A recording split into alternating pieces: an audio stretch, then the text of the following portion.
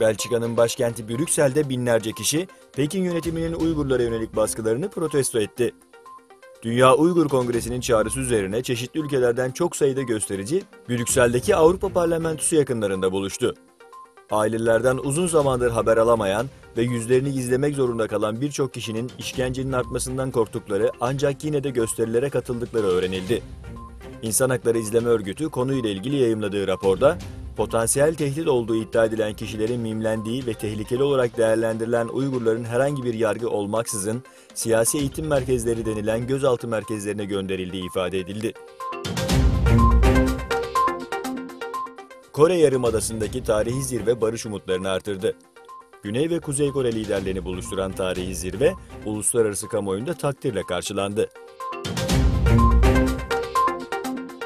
Almanya Başbakanı Angela Merkel, Amerika Birleşik Devletleri'ne düzenlediği kısa ziyareti kapsamında ABD Başkanı Donald Trump tarafından Beyaz Saray'da ağırlandı.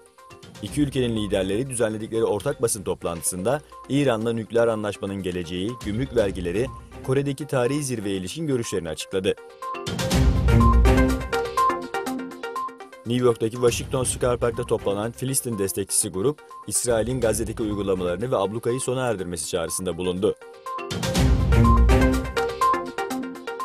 Çin'in Şensi eyaletinde bir erkeğin bir okuldaki öğrencilere saldırması sonucu 7 kişinin öldüğü, 19 kişinin yaralandığı açıklandı.